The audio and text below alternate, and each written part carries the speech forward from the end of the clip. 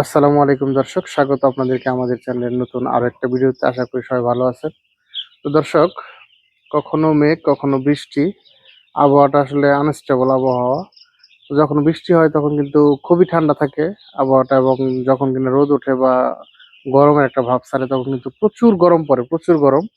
তো সেই জন্য আসলে জায়গাটা কিন্তু খুব দ্রুতই বৃদ্ধি করতে হইতেছে, প্রতিদিনই জায়গা বাড়াইতেছি, বাচ্চার জায়গা প্রতিদিন বাড়াই দিতেছি। তো আমাদের এই বাচ্চাগুলোর বয়স আজকে 5 দিন।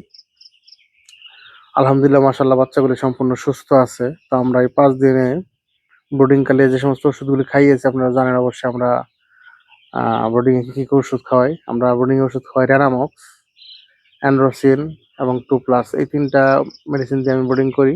তো আজকে 5ম দিন, সকাল থেকে সাদা পানি চলতেছে।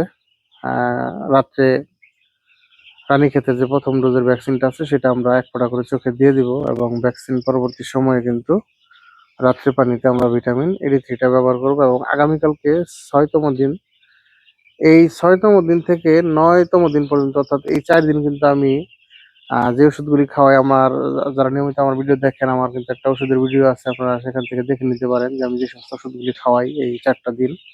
সেটা হচ্ছে, সকালে পানিতে আমি ব্যবহার করি ভিটামিন বি1 বি2, দুপুরে পানিতে ব্যবহার করি আমি লিভার টনিক, এবং রাত্রে পানিতে আমি ব্যবহার করি ভিটামিন এডি 3।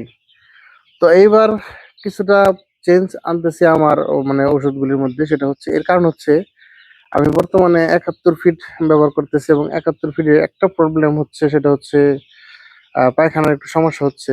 পায়খানাটা একটু নরম নরম হচ্ছে। তো এই জন্য আমি ভিটামিনটা একটু কম ব্যবহার করবো এইবারে বেস্টটাতে।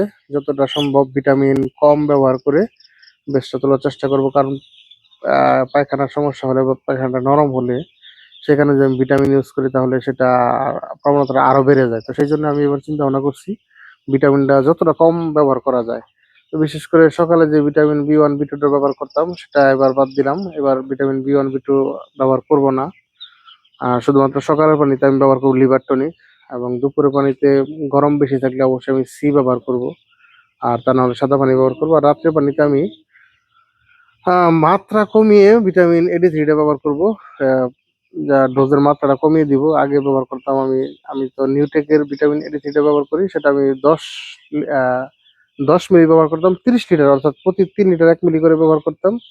তো সেটা এবার আমি প্রতি 5 লিটার 1 মিলি ব্যবহার করব, মানে মাত্রাটা আমি কমিয়ে দিব। এবং আমি আর অন্যান্য যে সমস্ত ভিটামিনগুলি ইউজ করতাম, তো এবারে বেস্টটাতে আমি সম্পূর্ণটা বেস্টটাতে আমি কিন্তু ভিটামিনের প্রয়োগটা চেষ্টা করবো যাতে না করতে হয়। আহ, যেহেতু ফিডের একটু সমস্যা চলতেছে বর্তমানে 71 ফিটটাতে। এমনিতে ফিডের রেজাল্ট ভালো, খারাপ না, কিন্তু সমস্যা একটাই, সেটা হচ্ছে মুরগির পায়খানার সমস্যা হচ্ছে, বিশেষ করে পায়খানা একটু নরম হচ্ছে। তো এটাই সমস্যা। তো যাই হোক, আমার ভিডিও যদি ভালো লাগে অবশ্যই লাইক করবেন, শেয়ার করবেন, কমেন্ট করে জানিয়ে দেবেন আপনার মন্তব্য, মতামত এবং পরামর্শ।